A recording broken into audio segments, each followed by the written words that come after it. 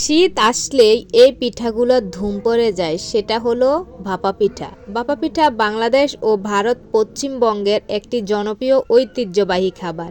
এটি সাধারণত চালের কুড়া, নারিকেল, দুধ ও চিনি দিয়ে তৈরি হয়। ভাপা পিঠার উপকারিতার দিক ও অপকারিতার দিক আজকে আমি আপনাদের সাথে এই ভিডিওতে শেয়ার করব। উপকারিতা: ১. শক্তির উৎস। ভাপা পিঠা কার্বোহাইড্রেট সমৃদ্ধ, যা দ্রুত শক্তি সরবরাহ করে। এটি বিশেষ করে সকালের নাস্তা বা হালকা খাবার হিসেবে উপকারী। ২. পাচনের সহজ।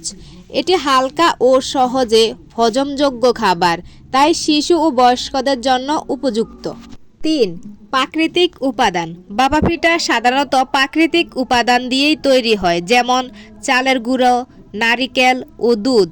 এতে কোনো কৃত্রিম রং বা ফাইবার তন্তু থাকে না। ৪. নারিকেল ও দুধের কারণে এতে কিছু পরিমাণে প্রোটিন, ভিটামিন ও মিনারেল থাকে, যা শরীরের জন্য উপকারী। এতক্ষণ আমরা উপকারিতার দিক সম্পর্কে জানতে পেরেছি, এখন শুনবো অপকারিতার দিকগুলো কি কি। অপকারিতার দিক: ১. ক্যালোরি ও চিনির পরিমাণ। ভাপা পিঠায় চিনি ব্যবহার করা হয়, যা ডায়াবেটিস রোগীদের জন্য ক্ষতিকর হতে পারে। এজন্য এটি উচ্চ ক্যালোরি সমৃদ্ধ, তাই ওজন বৃদ্ধির কারণও হতে পারে। ২. অতিরিক্ত খাওয়ার ঝুঁকি। এটি অতিরিক্ত খেলে পেট ভারী হওয়া বা গ্যাস্ট্রিকের সমস্যা হতে পারে। ল্যাকটোজ অসহনশীলতা। যাদের ল্যাকটোজ অসহনশীলতা রয়েছে তাদের জন্য দুধ ব্যবহার করা ভাপা পিঠা সমস্যা সৃষ্টি করতে পারে। অস্বাস্থ্যকর উপাদান। বাহিরে বিক্রি হওয়া ভাপা পিঠা অস্বাস্থ্যকর উপাদান বা দূষিত পানি ব্যবহারের ঝুঁকি থাকতে পারে, যা আমাদের স্বাস্থ্যের জন্য ক্ষতিস্বরূপ হয়ে দাঁড়ায়।